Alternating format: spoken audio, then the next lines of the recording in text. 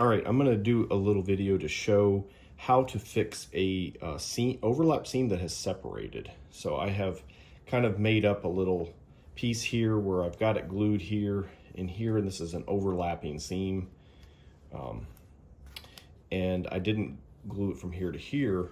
And this is to kind of show, like, if you ever get a factory seam that, you know, was welded, but for some reason maybe it didn't get hot enough and it kind of separated.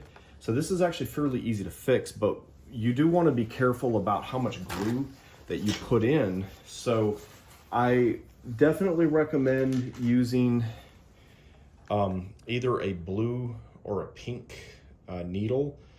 And I believe these are in the gauges of about 20. I think the blue is at 20. I'd have to double check it, and maybe about 18. You don't want to put a lot of glue, and having the right size needle really helps to limit that. I'm going to use the pink. It can do a little bit more, but I'm just not going to press very hard. In fact, if you want to, you can kind of practice maybe on some scrap material. You can kind of get an idea, like, how much glue is going to come out as you push on it to get a feel for it. The thing you really want to be careful about is you don't want glue to like go up and past the edge. So in fact, you could peek in there with a flashlight and kind of see like how far back does it go, or you can probably kind of tell, like if you look at the parts that are welded, you can see how far back it goes. You just don't really want to get your needle too close to that, because you don't want to end up with glue like inside the suit and getting, all over everything. So here's what I'm going to do. Now, if you look at it carefully, and if you kind of push as you go, you can kind of see the needle, and then you can kind of see like what is actually bonding together, how far back, if you keep kind of pushing down on it. And I can kind of run my finger, and it's going to kind of push the glue this direction as I am slowly, putting a little bit of pressure on this. And kind of when I get to the end, I want to kind of go back and forth.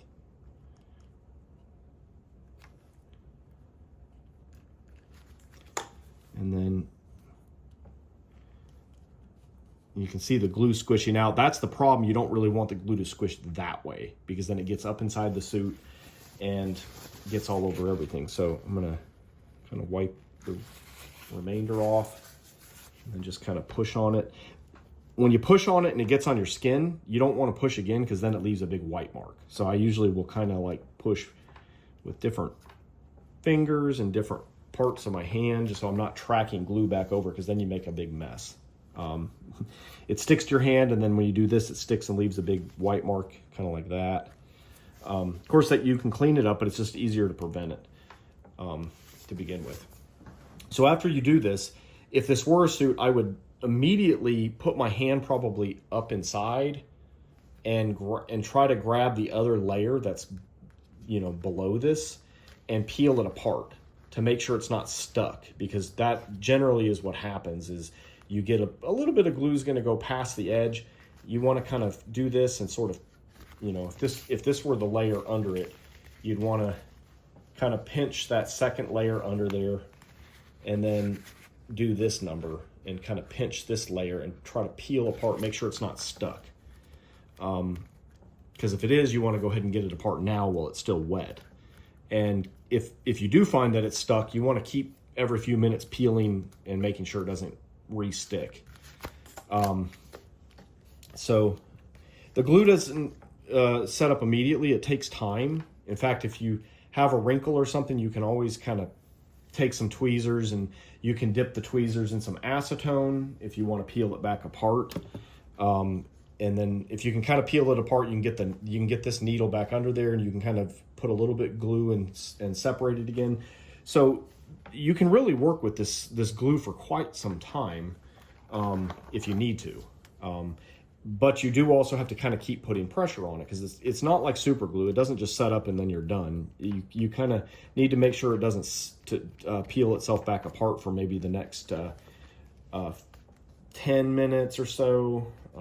Depends on how much glue you put. If you put a lot of glue, it can take up to 30 minutes. If you put a light amount, you know, it might only be about 10. But I keep on, you know, doing this and applying pressure periodically over the next 10 minutes.